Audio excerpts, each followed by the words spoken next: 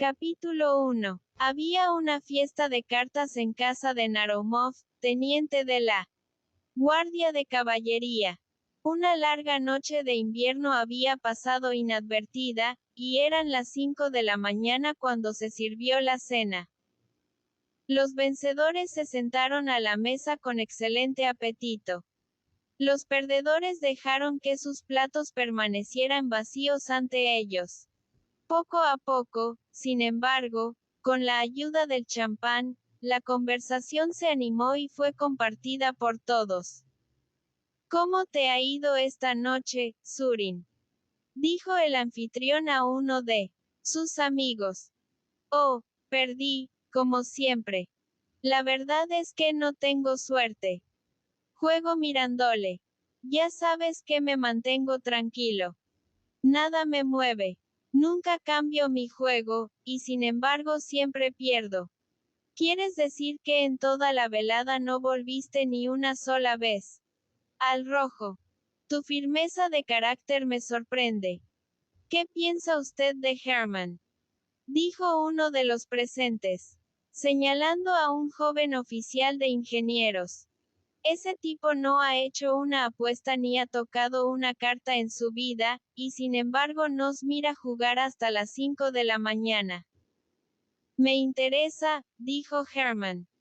Pero no estoy dispuesto a arriesgar lo necesario en vista de lo superfluo. Herman es alemán, y económico. Ese es todo el secreto, gritó Tomsky. Pero lo realmente asombroso es la condesa Ana Fedotovna. Comillas. ¿Cómo es eso?, preguntaron varias voces. ¿No habéis observado, dijo Tomsky, que nunca juega? Comillas. Sí, dijo Narumov, una mujer de 80 años, que nunca toca una carta. Eso sí que es algo extraordinario. Comillas. No sabe por qué. Comillas. No, hay alguna razón para ello. Escuche. Mi abuela, hace unos 60 años, se fue a París y allí hizo furor. La gente corría detrás de ella por las calles y la llamaban la Venus Moscovita. Richelieu hizo el amor con ella, y mi abuela cuenta que, por su comportamiento riguroso, casi lo llevó al suicidio. En aquella época, las mujeres jugaban al faro. Una noche, en la corte, perdió, bajo palabra, con el duque de Orleans, una suma muy considerable. Al llegar a casa, mi abuela se quitó los lunares, se quitó los aros y, con este trágico disfraz, fue a ver a mi abuelo, le contó su desgracia y le pidió el dinero que tenía que pagar. Mi abuelo, que ya no existía, era, por así decirlo, el mayordomo de su mujer. La temía como al fuego. Pero la suma que ella nombró le hizo saltar por los aires. Montó en cólera, hizo un breve cálculo y demostró a mi abuela que en 6 meses había gastado $500,000 de rublos. Le dijo claramente que no tenía aldeas que vender en París, pues sus dominios estaban situados en los alrededores de Moscú y de Saratov. Y finalmente se negó en redondo. Pueden imaginarse la furia de mi abuela. Le tapó los oídos y pasó la noche en otra habitación. Al día siguiente volvió a la carga. Por primera vez en su vida, condescendió con argumentos y explicaciones.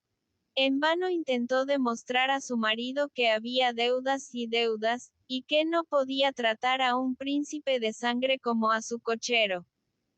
Toda esta elocuencia se perdió.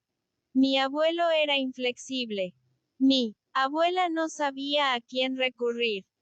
Afortunadamente, conocía a un hombre muy célebre en aquella época. Habéis oído hablar del conde de Street Germain, del que se contaban tantas historias maravillosas.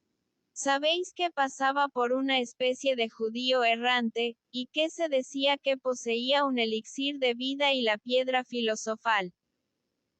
Algunos se reían de él como de un charlatán. Casanova, en sus memorias, dice que era un espía. Sea como fuere, a pesar del misterio de su vida, Street Germain era muy solicitado en la buena sociedad y era un hombre realmente agradable. Hasta el día de hoy, mi abuela ha conservado un afecto genuino por él, y se enfada mucho cuando alguien habla de él con falta de respeto. Se le ocurrió que él podría adelantarle la suma que ella necesitaba, y le escribió una nota rogándole que la llamara. El viejo mago acudió de inmediato y la encontró sumida en la más profunda desesperación. En 2 o 3 palabras se lo contó todo. Le relató su desgracia y la crueldad de su marido, añadiendo que no tenía más esperanza que en su amistad y su servicial disposición. Señora, dijo Street Germain, después de reflexionar unos instantes. Podría adelantarle fácilmente el dinero que necesita, pero estoy seguro de que no descansaría hasta que me hubiera pagado, y no quiero sacarla de un apuro para meterla en otro. Hay otra manera de resolver el asunto. Debes recuperar el dinero que has perdido. Pero, mi querido amigo, respondió mi abuela, ya te he dicho que no me queda nada. Eso no importa, respondió Street Germain. Escúchame y te lo explicaré.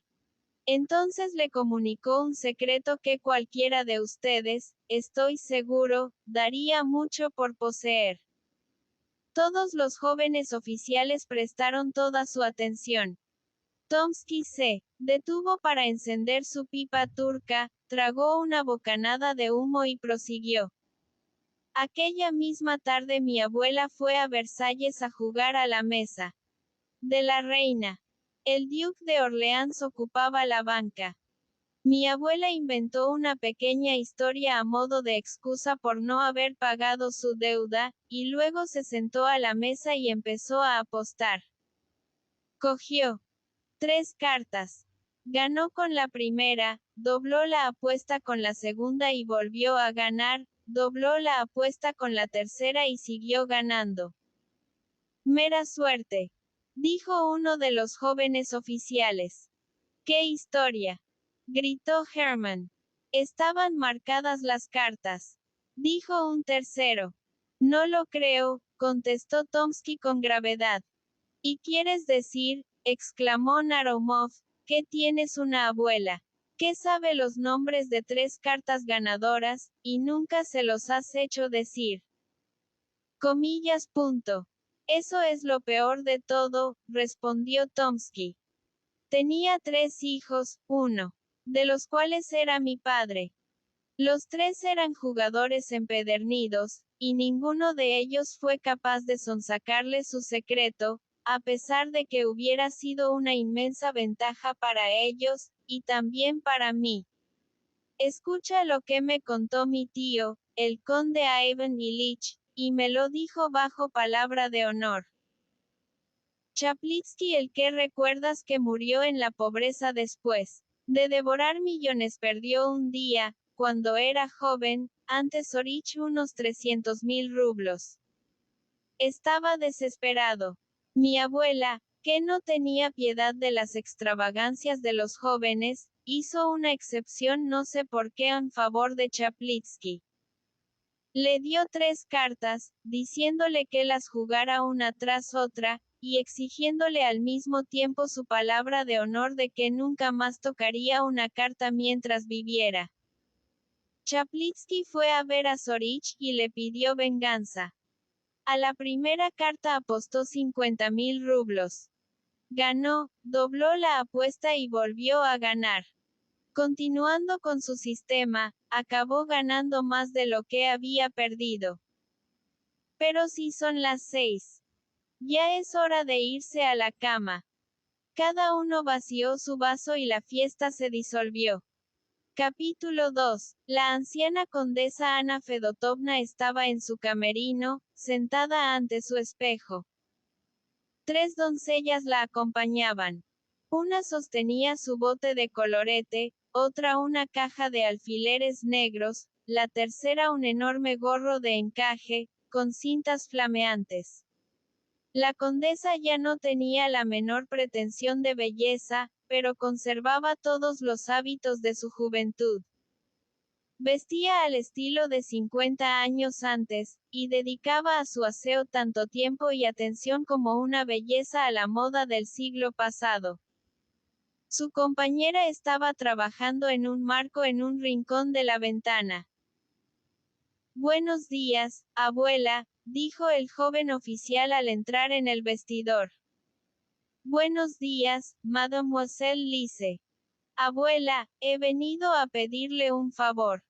¿De qué se trata, Paul? Comillas. Quiero presentarte a uno de mis amigos, y pedirte que le dé una invitación para tu baile. Llévale al baile y preséntamelo allí.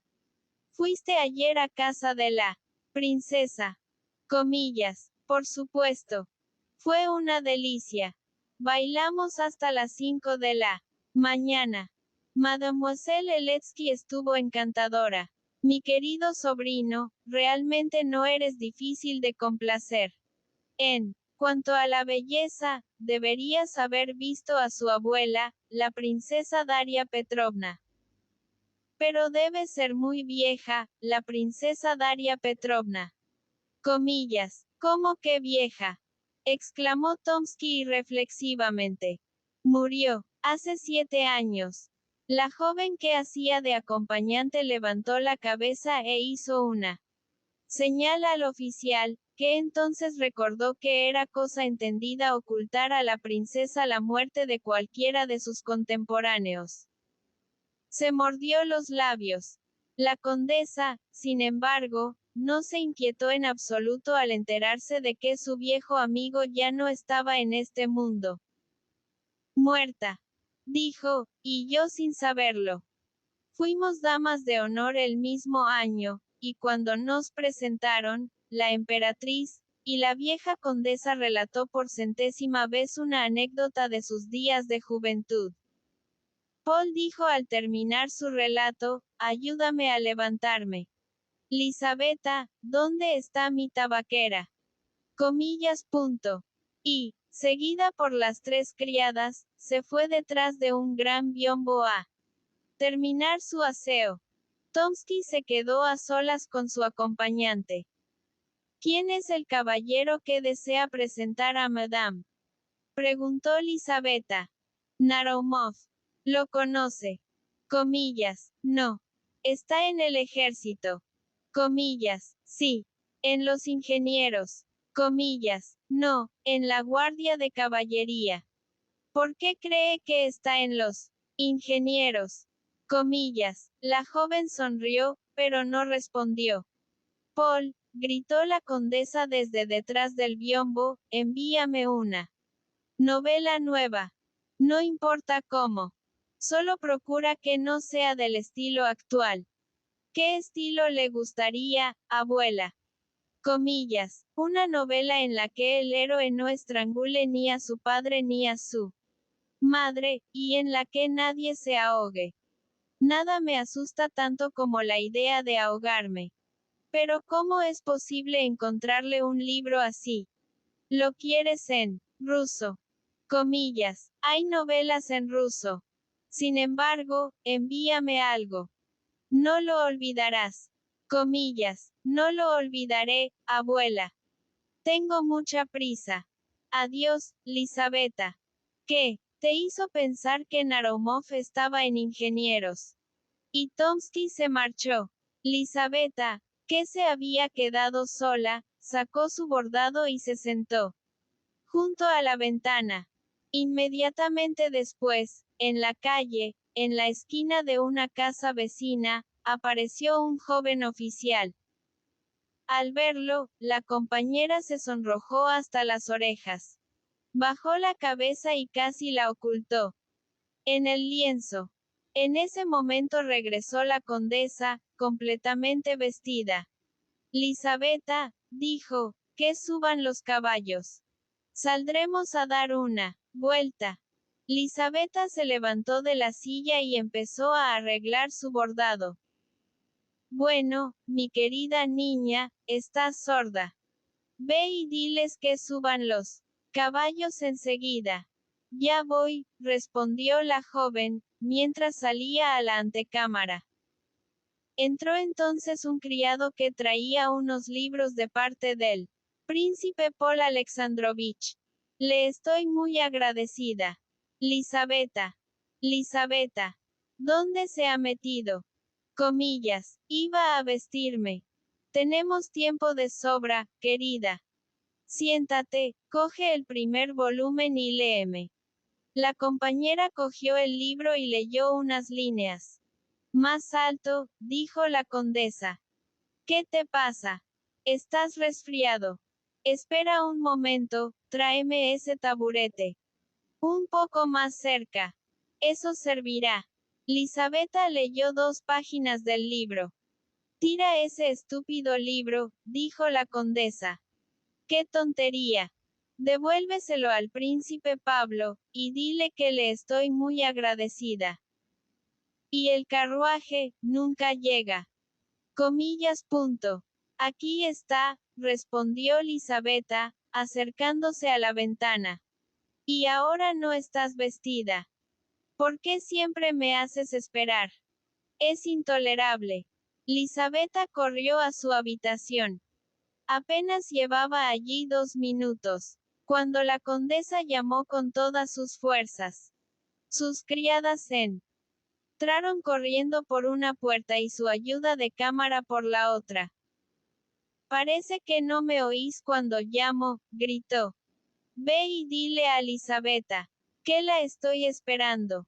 En ese momento entró Lisabeta, con un nuevo vestido de paseo y un sombrero a la moda. Por fin, señorita, gritó la condesa. ¿Pero qué es eso que se ha puesto? ¿Y por qué? ¿Para quién se viste? ¿Qué tiempo hace?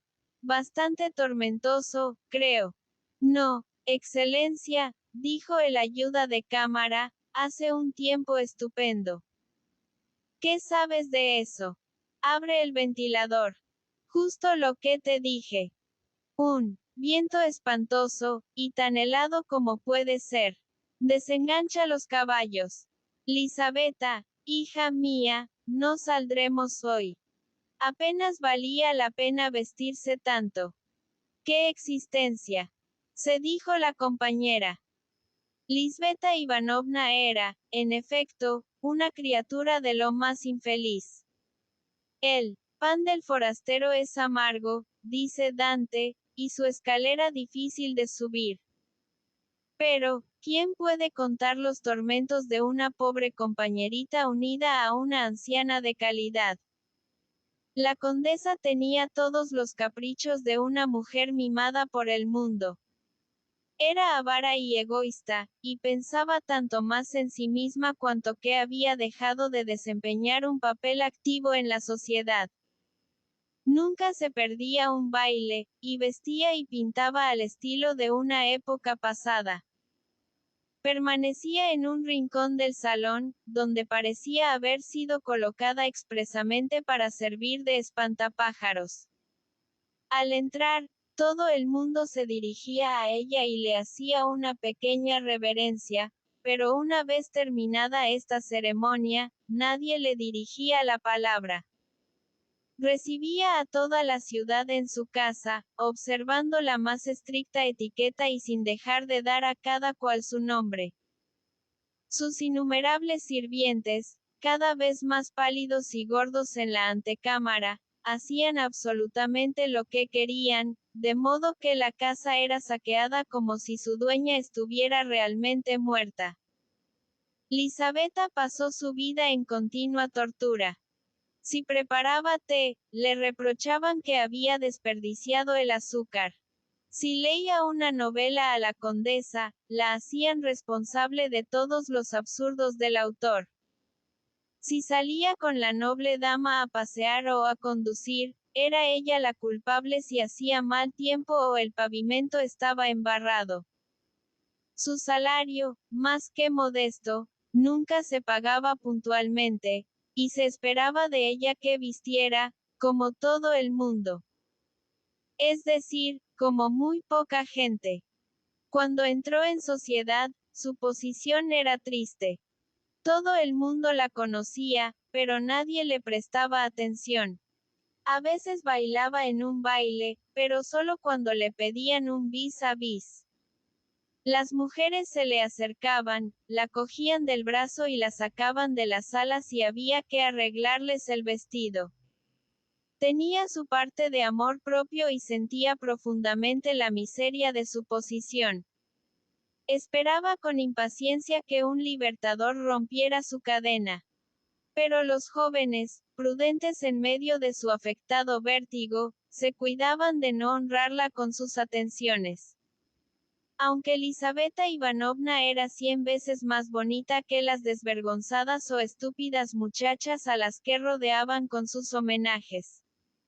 Más de una vez se escabulló del esplendor del salón para encerrarse a solas en su pequeño dormitorio, amueblado con un viejo biombo y una alfombra de retazos, una moda, un pequeño espejo y un somier de madera.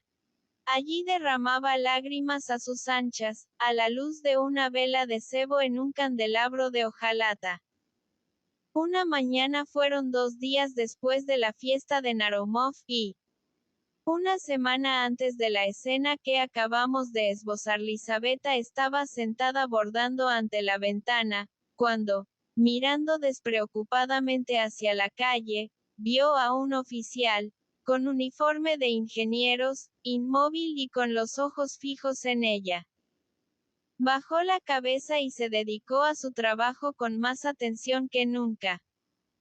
5 minutos después, miró mecánicamente hacia la calle y el oficial seguía en el mismo sitio. Como no tenía costumbre de intercambiar miradas con los jóvenes que pasaban por su ventana, permaneció con los ojos fijos en su trabajo durante casi 2 horas, hasta que le dijeron que el almuerzo estaba listo. Se levantó para guardar su bordado y, mientras lo hacía, miró a la calle y vio que el oficial seguía en el mismo sitio. Esto le pareció muy extraño.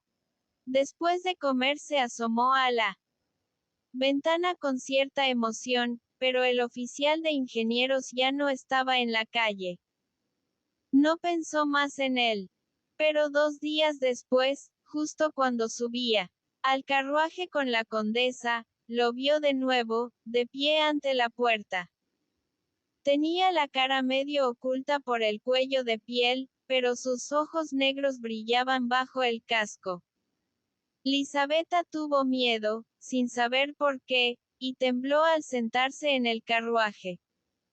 Al volver a casa, se precipitó con el corazón palpitante hacia la ventana. El oficial estaba en su lugar habitual, con los ojos fijos ardientemente en ella. Ella se retiró inmediatamente, ardiente al mismo tiempo de curiosidad y movida por un extraño sentimiento que experimentaba por primera vez. No pasaba un día sin que el joven oficial se dejara ver bajo la ventana. En poco tiempo se estableció entre ellos una muda amistad. Sentada en su trabajo, ella sentía su presencia, y cuando levantaba la cabeza lo miraba durante largo rato todos los días. El joven parecía lleno de gratitud por estos inocentes favores. Ella observaba, con la profunda y rápida percepción de la juventud, que un repentino enrojecimiento cubría las pálidas mejillas del oficial en cuanto sus ojos se encontraban. Al cabo de una semana sonreía al verle por primera vez. Cuando Tomsky pidió permiso a su abuela para presentarle a uno de sus amigos, el corazón de la pobre joven palpitó con fuerza, y cuando oyó que se trataba de Narumov, se arrepintió amargamente de haber comprometido su secreto al revelárselo a un joven vertiginoso como Paul. Hermann era hijo de un alemán establecido en Rusia, de quien había heredado una pequeña suma de dinero. Firmemente resuelto a preservar su independencia, se había propuesto no tocar sus ingresos privados. Vivía de su sueldo y no se permitía el menor lujo. No era muy comunicativo y su reserva dificultaba que sus camaradas se divirtieran a su costa. Bajo una supuesta calma ocultaba fuertes pasiones y una gran imaginación. Pero siempre fue dueño de sí mismo y se mantuvo libre de los defectos comunes de los jóvenes.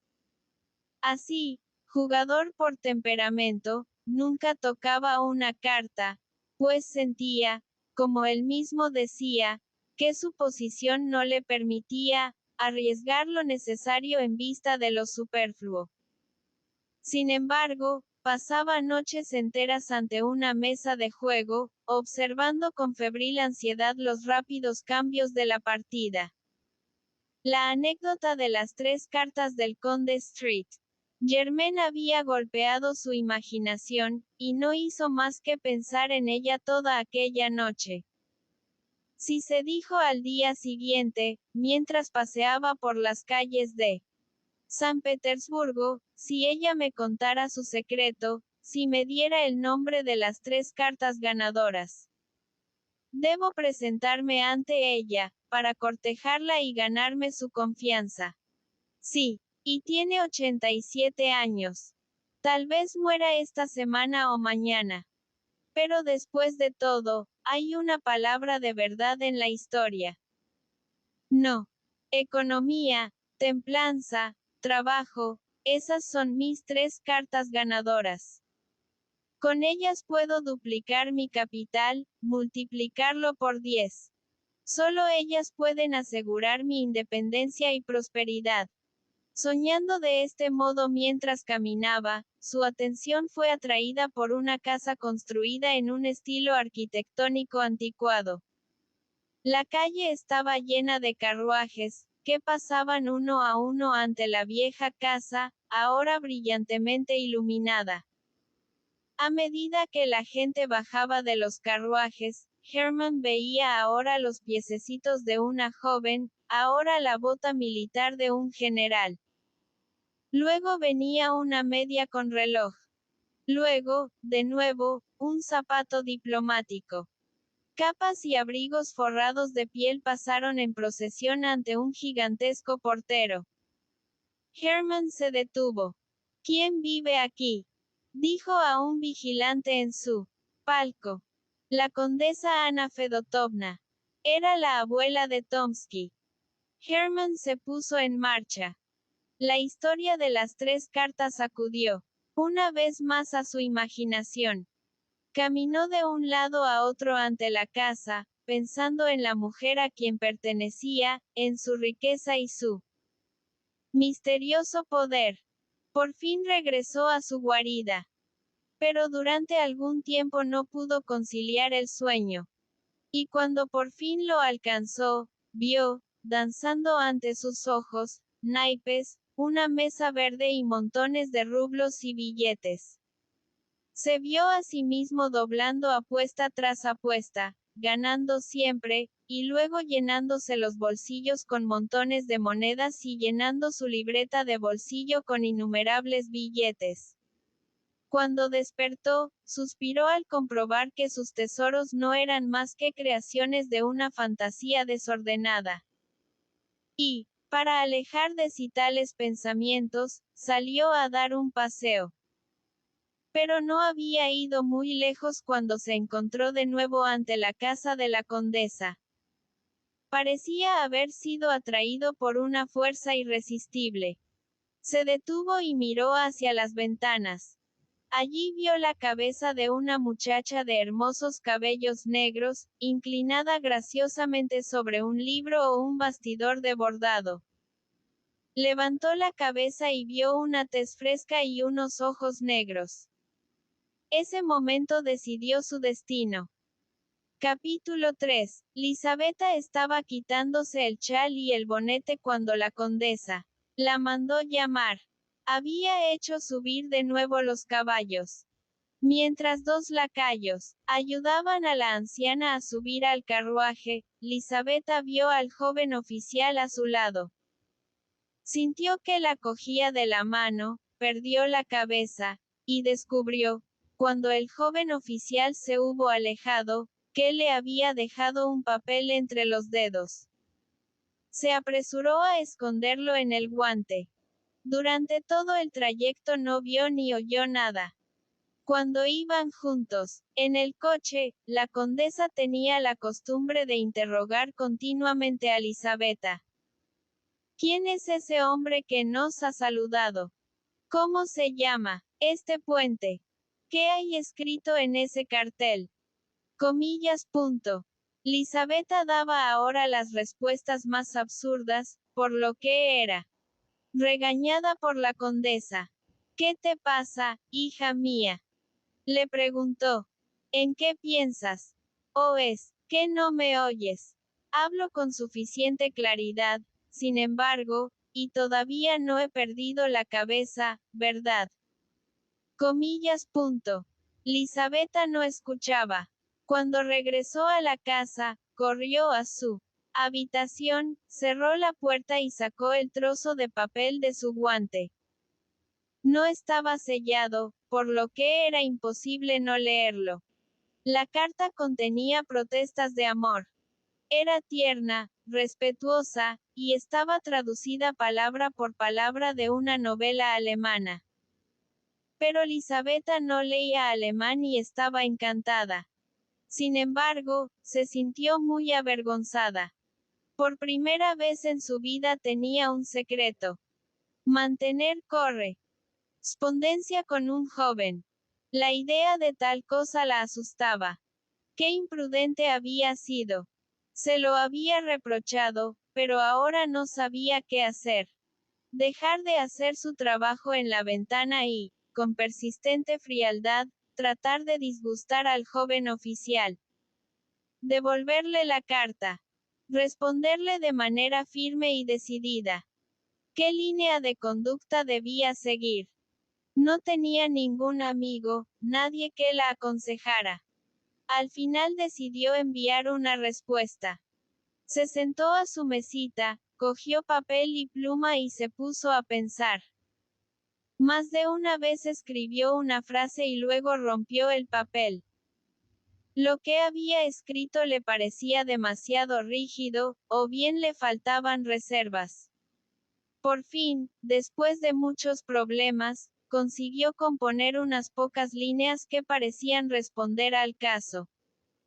Creo, le escribió, que sus intenciones son las de un hombre honorable y que no desearía ofenderme con una conducta desconsiderada. Pero debe comprender que nuestra relación no puede comenzar de esta manera. Le devuelvo su carta, y confío en que no me dará motivos para lamentar mi imprudencia. Al día siguiente, en cuanto Hermann hizo su aparición, Lisabeta dejó su bordado, entró en el salón, abrió el ventilador y arrojó su carta a la calle, asegurándose de que el joven oficial la recogería.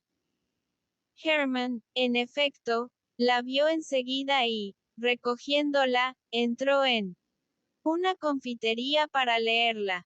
No encontrando en él nada desalentador, volvió a casa suficientemente satisfecho con el primer paso en su aventura amorosa.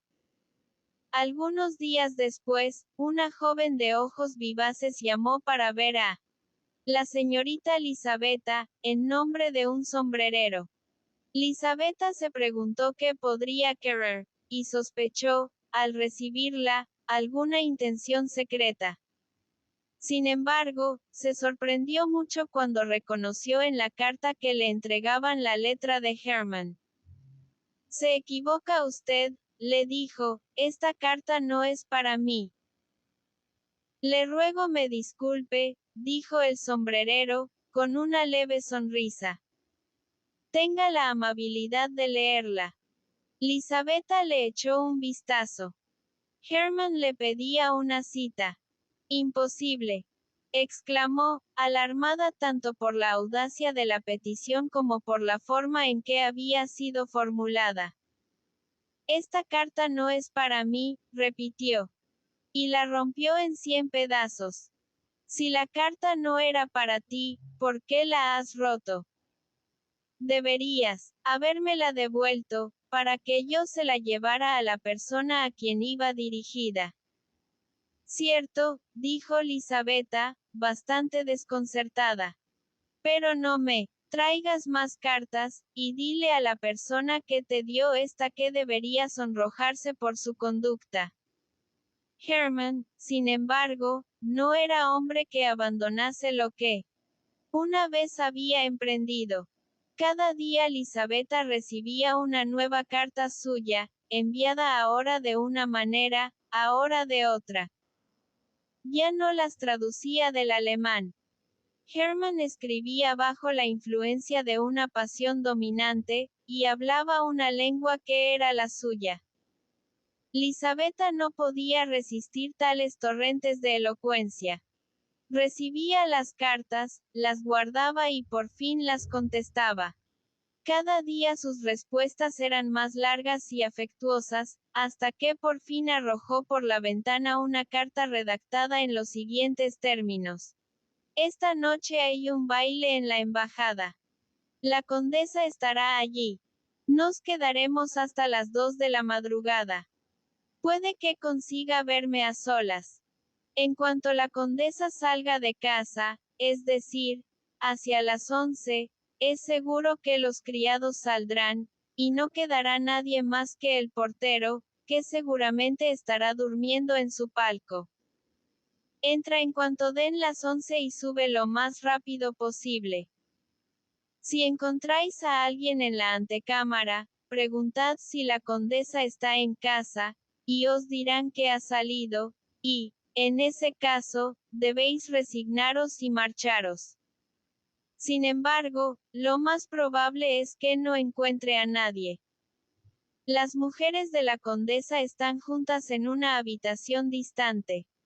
Una vez en la antecámara, gire a la izquierda y siga recto, hasta llegar al dormitorio de la condesa. Allí, detrás de un gran biombo, verás 2 puertas. La de la derecha conduce a una habitación oscura.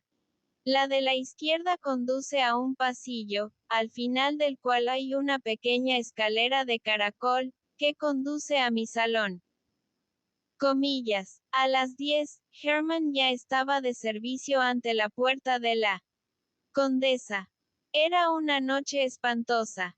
Los vientos se habían desatado, y la nieve caía en grandes copos. Las lámparas daban una luz incierta. Las calles estaban desiertas. De vez en cuando pasaba un trineo, tirado por un mísero carruaje, en busca de pasaje. Cubierto con un grueso abrigo, Herman no sentía ni el viento ni la nieve. Por fin se detuvo el carruaje de la condesa. Vio que 2 enormes lacayos se adelantaban y cogían bajo los brazos a un espectro destartalado, y lo colocaban sobre los cojines, bien envuelto en una enorme capa de piel.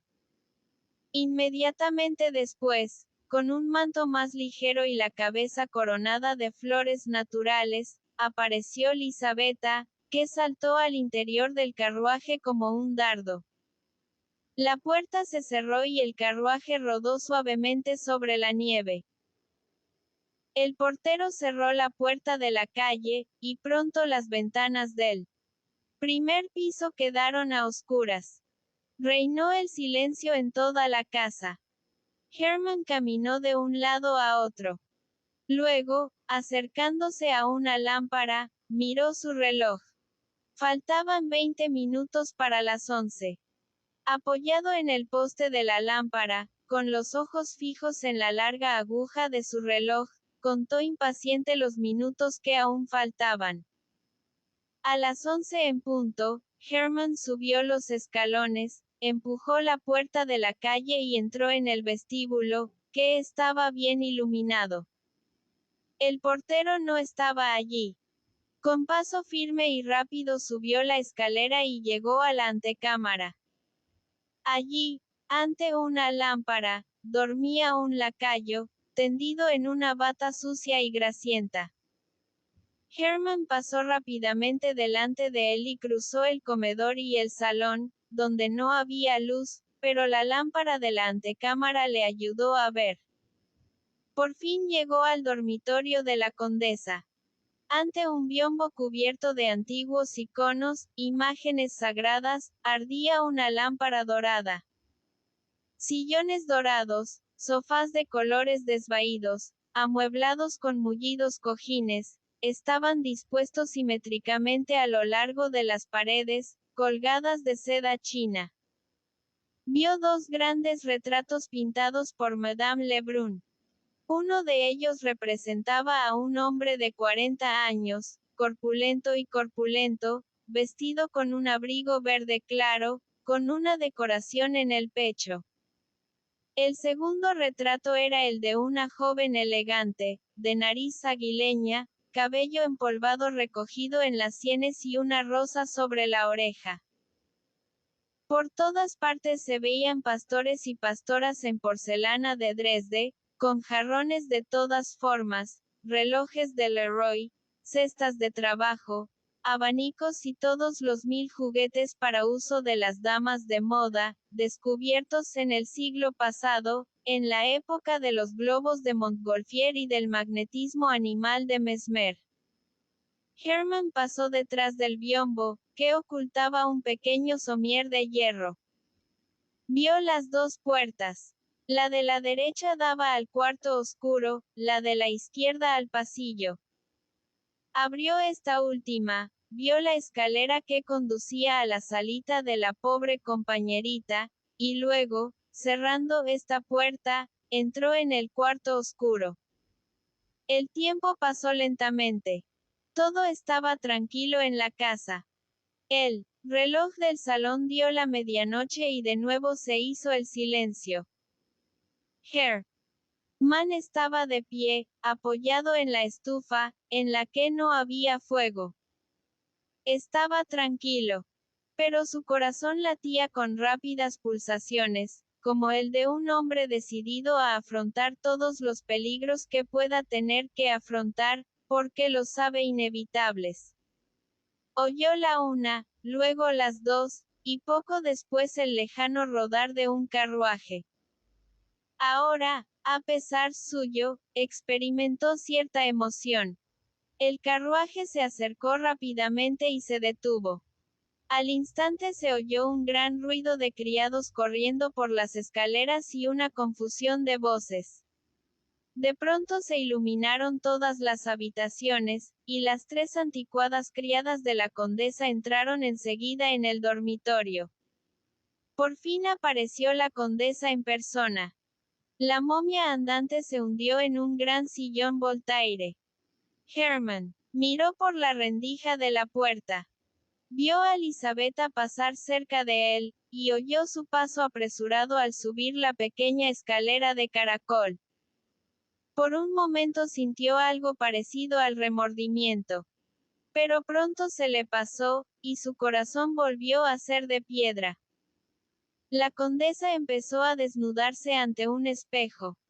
Se quitó el tocado de rosas y se separó la peluca empolvada de su propio cabello, que era muy corto y bastante blanco. Los alfileres caían a chorros a su alrededor.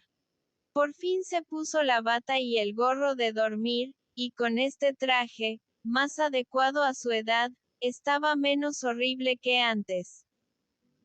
Como la mayoría de los ancianos, la condesa estaba atormentada por el insomnio. Hizo rodar su sillón hacia una de las ventanas, y dijo a sus criadas que la dejaran. Se apagaron las luces y la habitación quedó iluminada únicamente por la lámpara que ardía ante las santas imágenes. La condesa, cetrina y arrugada, se balanceaba suavemente de derecha a izquierda. En sus ojos apagados se leía una total ausencia de pensamiento. Y mientras se movía de un lado a otro, uno podría haber dicho que no lo hacía por ninguna acción de la voluntad, sino a través de algún mecanismo secreto. De pronto, esta cabeza de muerte adoptó una nueva expresión.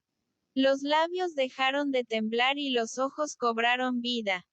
Un hombre extraño había aparecido ante la condesa. Era Herman. No se alarme, señora, dijo Herman en voz baja, pero muy clara. Por el amor de Dios, no se alarme. No deseo hacerle el menor daño. Al contrario, vengo a implorarle un favor. La anciana le miró en silencio, como si no comprendiera. Pensando que era sorda, se inclinó hacia su oído y repitió lo que había dicho. Pero la condesa seguía callada. Puedes asegurarme la felicidad de toda mi vida, y sin que te cueste un penique. Sé que puedes nombrarme 3 cartas. Comillas. Punto. La condesa comprendió ahora lo que le pedía. Era una broma, interrumpió. Le juro que solo era una broma. No, señora, replicó Herman en tono airado. Recuerde a Chaplinsky y cómo le permitió ganar. La condesa estaba agitada. Por un momento sus facciones expresaron una fuerte emoción. Pero pronto volvieron a su anterior dulzura. No puedes nombrarme, dijo Herman, 3 cartas ganadoras. Comillas. Punto. La condesa guardó silencio. ¿Por qué guardar este secreto para sus bisnietos? Ya son bastante ricos sin él, no conocen el valor del dinero. ¿De qué les servirían sus 3 cartas? Son unos libertinos. El hombre que no puede conservar su herencia morirá en la miseria, aunque tuviera a su disposición la ciencia de los demonios. Soy un hombre firme. Conozco el valor del dinero. Tus 3 cartas no se perderán conmigo. Vamos. Se detuvo tembloroso, esperando una respuesta. La condesa no pronunció palabra. Herman se arrodilló. Si tu corazón ha conocido alguna vez la pasión del amor. Sí, puedes recordar sus dulces éxtasis. Si alguna vez te ha conmovido el llanto de un recién nacido. Si algún sentimiento humano ha hecho latir alguna vez tu corazón, te ruego por el amor de un esposo, de un amante, de una madre, por todo lo que es sagrado en la vida, que no rechaces mi plegaria. Cuéntame tu secreto. Reflexiona. Eres viejo, no te queda mucho tiempo de vida. Recuerda que la felicidad de un hombre está en tus manos. Que no solo yo, sino mis hijos y mis nietos bendecirán tu memoria como la de un santo. Comillas. La anciana condesa no respondió ni una palabra. Herman se levantó y sacó una pistola del bolsillo. Hag. Exclamó, te haré hablar. Al ver la pistola, la condesa se agitó por segunda vez. Su cabeza tembló violentamente. Extendió las manos como si quisiera apartar el arma. De repente se quedó inmóvil. Vamos, no seas infantil, dijo Herman. Te lo conjuro por última vez. Dirás el nombre de las 3 cartas. Comillas. Punto. La condesa no respondió. Herman vio que estaba muerta. Capítulo 4. Lisabetta estaba sentada en su habitación, todavía con su vestido de baile, sumida en la más profunda meditación. Al regresar a la casa, había despedido a su criada. Y había subido a su habitación, temblando ante la idea de encontrar allí a Herman. Deseando, en verdad, no encontrarlo. Una mirada le mostró que no estaba allí, y dio gracias a la providencia de que hubiera faltado a la cita. Se sentó pensativa, sin pensar en quitarse la capa, y dejó pasar por su memoria todas las circunstancias de la intriga que había comenzado hacía tan poco tiempo, y que ya había avanzado tanto. Apenas habían pasado 3 semanas desde que había visto por primera vez al joven oficial desde su ventana, y ya le había escrito, y él había conseguido inducirla a concertar una cita. Sabía su nombre, y eso era todo. Había recibido muchas cartas de él, pero nunca le había dirigido la palabra. No conocía el sonido de su voz, y hasta aquella noche, extrañamente, nunca había oído hablar de él. Pero aquella misma noche, Tomsky, creyendo haberse dado cuenta de que la joven princesa Paulina, a la que había estado cortejando asiduamente, coqueteaba, en contra de su costumbre, con otro hombre, había querido vengarse mostrándose indiferente.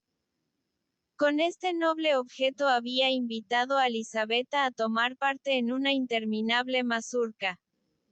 Pero se burló inmensamente de ella acerca de su parcialidad por los oficiales de ingenieros, y fingiendo todo el tiempo saber mucho más de lo que realmente sabía, aventuró por pura versión algunas conjeturas que fueron tan felices que Elisabetta pensó que su secreto debía de haber sido descubierto.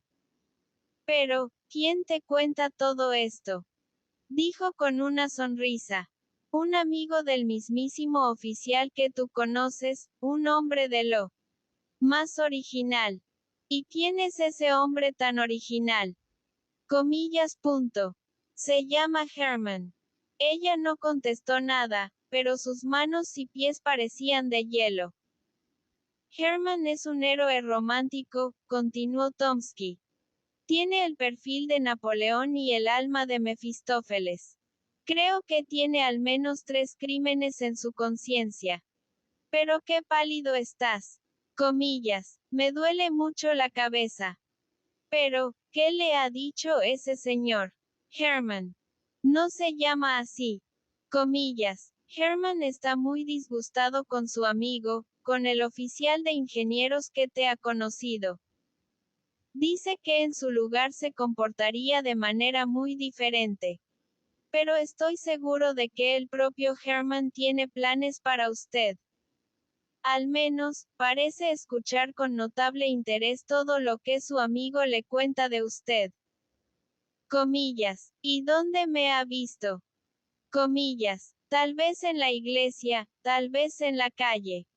Dios sabe dónde.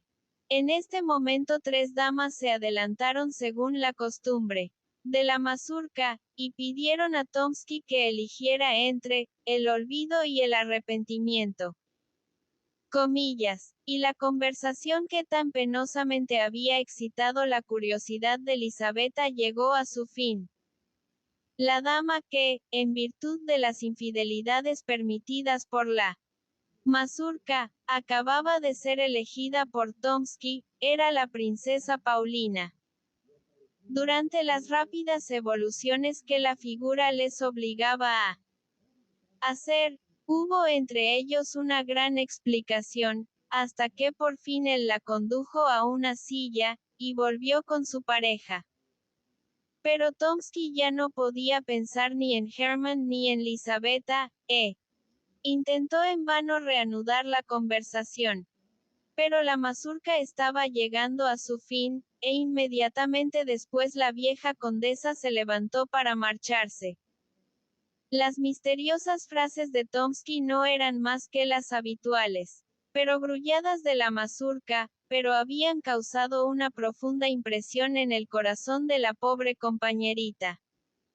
El retrato esbozado por Tomsky le había parecido muy exacto. Y con sus ideas románticas, veía en el semblante más bien ordinario de su adorador algo que temer y admirar. Estaba ya sentada, sin capa, con los hombros desnudos. La cabeza, coronada de flores, caía hacia adelante por el cansancio, cuando de pronto se abrió la puerta y entró Herman. Ella se estremeció. ¿Dónde estabas? dijo temblando. En el dormitorio de la condesa. Acabo de dejarla, respondió Herman. Está muerta. Cielo santo. ¿Qué dices? Comillas. Temo, dijo, que yo sea la causa de su muerte. Lisabeta le miró consternada, y recordó las palabras de Tomsky. Tiene por lo menos 3 crímenes sobre su conciencia. Herman se sentó junto a la ventana, y lo contó todo. La joven escuchó con terror. De modo que aquellas cartas tan llenas de pasión, aquellas expresiones ardientes, esta persecución obstinada y atrevida. Todo esto había sido inspirado por cualquier cosa menos por amor. Solo el dinero había inflamado el alma de aquel hombre. Ella, que no tenía más que un corazón que ofrecer, ¿cómo podía hacerle feliz? Pobre niña, había sido el instrumento ciego de un ladrón, de las asesino de su antigua bienhechora. Lloró amargamente en la agonía de su arrepentimiento. Herman la contemplaba en silencio. Pero ni las lágrimas de la infeliz, ni su belleza, conmovida aún más por su dolor, pudieron conmover su corazón de hierro. No sentía ningún remordimiento al pensar en la muerte de la condesa. Un solo pensamiento le afligía. La pérdida irreparable del secreto que había hecho su fortuna. Eres un monstruo, dijo Lisabeta, después de un largo silencio. No quería matarla, replicó Herman con frialdad. Mi pistola no, estaba cargada. Permanecieron algún tiempo sin hablar, sin mirarse. Amanecía y Lisabeta apagó la vela. Se enjugó los ojos, ahogados en lágrimas, y los levantó hacia Herman. Él estaba de pie junto a la ventana, con los brazos cruzados y el ceño fruncido. En aquella actitud le recordó involuntariamente el retrato de Napoleón. El parecido la abrumó. ¿Cómo voy a sacarte de aquí? Dijo al fin. Pensé que podrías salir por las escaleras de atrás. Pero habría que pasar por el dormitorio de la condesa, y estoy demasiado asustada. Dígame cómo llegar a la escalera e iré sola. Fue a un cajón, sacó una llave, que entregó a Herman, y le dio las instrucciones necesarias. Herman le cogió la mano helada, la besó en la frente y se marchó. Bajó la escalera y entró en el dormitorio de la condesa. Ella estaba sentada muy rígida en su sillón. Pero sus facciones no estaban en modo alguno contraídas. Se detuvo un momento y la miró a la cara, como para cerciorarse de la terrible realidad. Luego entró en la oscura habitación y, tanteando detrás del tapiz, encontró la pequeña puerta que daba a una escalera. Mientras bajaba por ella, le vinieron a la cabeza extrañas ideas. Bajando esta escalera, se dijo, hace unos 60 años, más o menos a esta hora, puede haber sido visto algún hombre con un abrigo bordado y una peluca empolvada, apretando contra su pecho un sombrero ladeado. Algún galán que ha sido enterrado hace mucho tiempo. Y ahora el corazón de su anciana señora ha dejado de latir. Comillas. Al final de la escalera encontró otra puerta, que su llave abrió, y se encontró en el corredor que conducía a la calle. Capítulo 5. 3 días después de esta noche fatal, a las 9 de la mañana. Herman entró en el convento donde iban a tributarse los últimos respetos a los restos mortales de la anciana condesa. No sentía remordimiento alguno, aunque no podía negarse a sí mismo que había sido el asesino de la pobre mujer. No teniendo religión, era, como de costumbre en tales casos, muy supersticioso. Creyendo que la difunta condesa podría ejercer una influencia maligna sobre su vida, pensó en apaciguar su espíritu asistiendo a su funeral. La iglesia estaba llena de gente y era difícil entrar. El cuerpo había sido colocado en un rico catafalco, bajo un dosel de terciopelo. La condesa reposaba en un ataúd abierto, con las manos juntas sobre el pecho, un vestido de raso blanco y un tocado de encaje.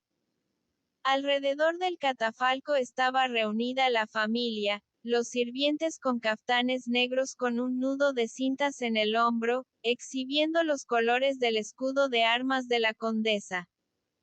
Cada uno de ellos llevaba una vela de cera en la mano. Los parientes, en profundo duelo, hijos, nietos y bisnietos estaban todos presentes. Pero ninguno de ellos lloró. Haber derramado lágrimas habría parecido afectación. La condesa era tan anciana que su muerte no podía tomar a nadie por sorpresa, y hacía tiempo que se la consideraba ya fuera del mundo. El sermón fúnebre fue pronunciado por un célebre predicador. En unas pocas frases sencillas y conmovedoras pintó la partida final de la justa, que había pasado largos años de contrita preparación para un final cristiano. El servicio concluyó en medio de un respetuoso silencio. Entonces los familiares se dirigieron hacia el difunto para darle el último adiós. Tras ellos, en una larga procesión, todos los que habían sido invitados a la ceremonia se inclinaron, por última vez, ante la que durante tantos años había sido un espantapájaros en sus agasajos. Por fin llegó la familia de la condesa. Entre ellos destacaba una vieja institutriz, de la misma edad que la difunta, sostenida por dos mujeres. No tenía fuerzas para arrodillarse, pero las lágrimas brotaron de sus ojos al besar la mano de su anciana ama. A su vez, Hermann avanzó hacia el ataúd. Se arrodilló un momento sobre las losas, sembradas de ramas de tejo.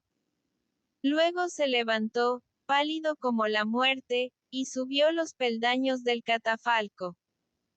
Inclinó la cabeza. Pero de pronto la muerta pareció mirarle fijamente.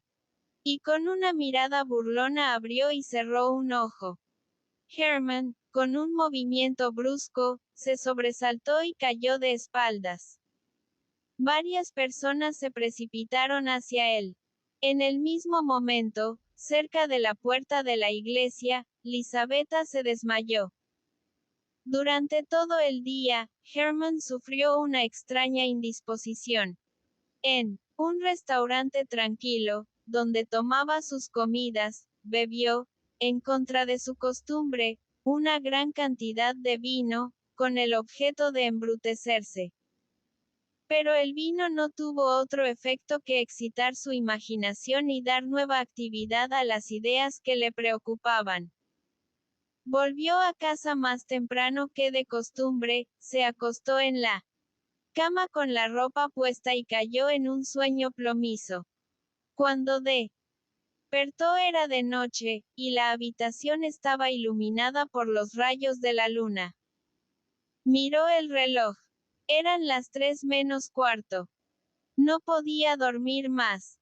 Se sentó en la cama y pensó en la vieja condesa. En aquel momento, alguien de la calle pasó por la ventana, miró dentro de la habitación y siguió su camino. Hermann apenas se dio cuenta, pero al cabo de un minuto oyó abrirse la puerta de la antecámara. Cayó de espaldas. Pensó que su ordenanza, borracho como de costumbre, regresaba de alguna excursión nocturna. Pero el paso era uno al que no estaba acostumbrado. Parecía que alguien caminaba suavemente por el suelo en zapatillas. La puerta se abrió, y una mujer, vestida completamente de blanco, entró en el dormitorio. Hermann pensó que debía de ser su antigua enfermera, y se preguntó qué podía querer a aquellas horas de la noche. Pero la mujer de blanco, cruzando la habitación con paso rápido, estaba ahora a los pies de su cama, y Hermann reconoció a la condesa. Vengo a verle en contra de mi voluntad, dijo con voz firme. Me veo obligada a concederle su plegaria. 3, 7, as, ganarán, si se juegan una tras otra. Pero no debes jugar más de una carta en 24 horas, y después, mientras vivas, no debes volver a tocar una carta. Te perdono mi muerte, a condición de que te cases con mi compañera, Lizaveta Ivanovna. Con estas palabras se dirigió hacia la puerta y, deslizándose con sus zapatillas por el suelo, desapareció. Hermann oyó abrirse la puerta de la antecámara, y poco después vio pasar por la calle una figura blanca. Se detuvo un momento ante su ventana, como si quisiera mirarle. Hermann permaneció un rato atónito. Luego se levantó y entró en la habitación contigua. Su ordenanza, borracho como de costumbre, estaba dormido en el suelo. Le costó mucho trabajo despertarlo, y luego no pudo obtener de él la menor explicación. La puerta de la antecámara estaba cerrada. Hermann volvió a su dormitorio y anotó todos los detalles de su visión. Capítulo 6. Dos ideas fijas no pueden existir juntas en el mundo moral más de lo que en el físico dos cuerpos pueden ocupar el mismo lugar al mismo tiempo. Y 3, 7, as, alejó pronto de Hermann el recuerdo de los últimos momentos de la vieja condesa.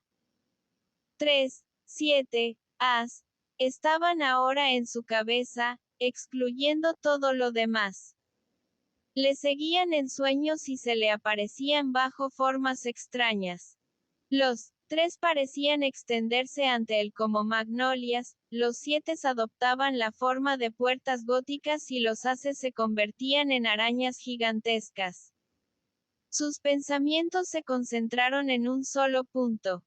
¿Cómo iba a sacar provecho del secreto tan caro? ¿Y si pedía permiso para viajar? En París, se dijo, encontraría alguna casa de juego donde, con sus 3 cartas, podría hacer fortuna de inmediato. El azar no tardó en acudir en su ayuda. Había en Moscú una sociedad de jugadores ricos, presidida por el célebre Chekalinsky, que había pasado toda su vida jugando a las cartas y había amasado millones. Mientras él solo perdía plata, ganaba billetes de banco. Su magnífica casa, su excelente cocina, sus modales cordiales, le habían granjeado numerosos amigos y le habían asegurado la estima general. Cuando llegó a San Petersburgo, los jóvenes de la capital llenaron sus habitaciones, renunciando a los bailes por sus fiestas de cartas y prefiriendo las emociones del juego a las fascinaciones del flirteo. Narumov llevó a Hermann ante Chekalinsky. Atravesaron una larga serie de habitaciones, repletas de los sirvientes más atentos y obsequiosos. El lugar estaba abarrotado. Los generales y los altos funcionarios jugaban al whist. Los jóvenes se tendían en los sofás, comiendo helados y fumando largas pipas. En la sala principal, a la cabeza de una larga mesa, alrededor de la cual se reunían una veintena de jugadores, el señor de la casa sostenía una banca de faro. Era un hombre de unos 60 años, de rostro dulce y noble, y cabellos blancos como la nieve. En su semblante lleno y florido se leía el buen humor y la benevolencia. Sus ojos brillaban con una sonrisa perpetua. Narumov presentó a Hermann. Chekalinsky le cogió de la mano, le dijo que se alegraba de verle, que en su casa nadie se andaba con ceremonias, y se puso a repartir El reparto duró algún tiempo, y se hicieron apuestas sobre más de 30 cartas. Chekalinsky esperó pacientemente para dar tiempo a los ganadores a doblar sus apuestas, pagó lo que había perdido, escuchó cortésmente todas las observaciones y, más cortés aún, enderezó las esquinas de las cartas, cuando en un arrebato de ausencia alguien se había tomado la libertad de girarlas hacia abajo. Por fin, cuando la partida llegó a su fin, Chekalinsky recogió las cartas, las barajó de nuevo, las hizo cortar y volvió a repartir. «¿Me permite que coja una carta?», dijo Hermann, extendiendo el brazo por encima de un hombre gordo que ocupaba casi todo un lado de la mesa. Chekalinsky, con una amable sonrisa, se inclinó en señal de consentimiento. Narumov felicitó a Hermann, riendo, por el cese de la austeridad que hasta entonces había caracterizado su conducta, y le deseó toda clase de felicidades con motivo de su primera aparición en el personaje de un jugador. «Ya está», dijo Hermann, después de escribir algunas cifras en el reverso de su tarjeta. «¿Cuánto?», preguntó el banquero, medio cerrando los ojos. «Perdone, no puedo ver». 47.000 rublos, dijo Hermann. Los ojos de todos se dirigieron hacia el nuevo jugador. «Ha perdido la cabeza», pensó Narumov.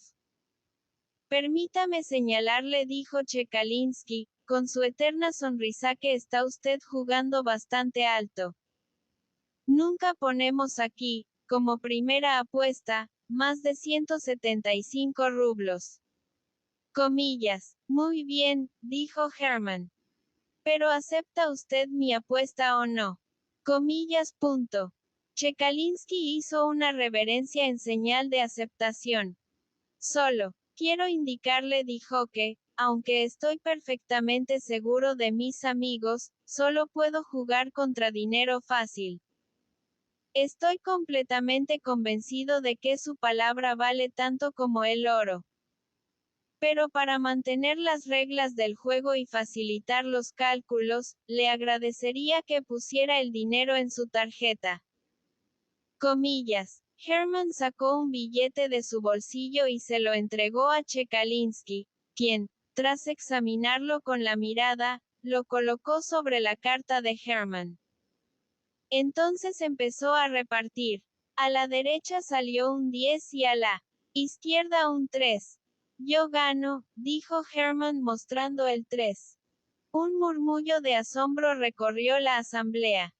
El banquero frunció las cejas, pero enseguida su rostro recuperó su eterna sonrisa. «¿Debo liquidar de una vez?», preguntó. «Si tiene la amabilidad de hacerlo», dijo Hermann. Chekalinsky sacó de su cartera un fajo de billetes y pagó. Hermann se embolsó su premio y abandonó la mesa. Narumov no salía de su asombro. Hermann bebió un vaso de limonada y se fue a casa. A la noche siguiente volvió a la casa. Chekalinsky estaba de nuevo en la banca. Hermann fue a la mesa, y esta vez los jugadores se apresuraron a hacerle sitio. Chekalinsky le recibió con una amable reverencia. Hermann esperó, tomó una carta y apostó en ella sus 47.000 rublos, junto con la misma suma que había ganado la noche anterior. Chekalinsky empezó a repartir. Sacó a la derecha un truán y a la izquierda un 7. Hermann mostró un 7. Hubo una exclamación general. Chekalinsky estaba evidentemente incómodo, pero contó los 94.000 rublos a Hermann, que los tomó con la mayor tranquilidad, se levantó de la mesa y se marchó. A la noche siguiente, a la hora acostumbrada, apareció de nuevo. Todo el mundo le esperaba. Los generales y los altos oficiales habían abandonado sus partidas de whist para asistir a esta obra extraordinaria. Los jóvenes oficiales habían abandonado sus sofás, y hasta los criados de la casa se apretujaban alrededor de la mesa. Cuando Herman tomó asiento, los demás jugadores dejaron de apostar, tan impacientes estaban por verle enfrentarse con el banquero, quien, aún sonriente, observaba la aproximación de su antagonista y se preparaba para hacerle frente. Cada uno de ellos desató al mismo tiempo una baraja. Chekalinsky barajó y Herman cortó. Luego, este último cogió una carta y la cubrió con un montón de billetes. Eran como los preliminares de un duelo. Un profundo silencio reinó en la sala. Chekalinsky cogió las cartas con manos temblorosas y repartió. A un lado puso una reina y al otro un as. El as gana, dijo Herman. No. La reina pierde, dijo Chekalinsky. Herman miró. En lugar del as, vio ante sí una reina de picas. No podía fiarse de sus ojos. Y ahora, mientras contemplaba fascinado la carta fatal, le pareció ver que la reina de picas abría y cerraba el ojo, al tiempo que esbozaba una sonrisa burlona. Sintió un estremecimiento de horror sin nombre. La reina de picas se parecía a la condesa muerta. Herman está ahora en el manicomio Obockhof, habitación 17. Un loco sin remedio. No responde a ninguna de las preguntas que le hacemos. Solo murmura para sí sin cesar. 3, 7, as. 3, 7, reina.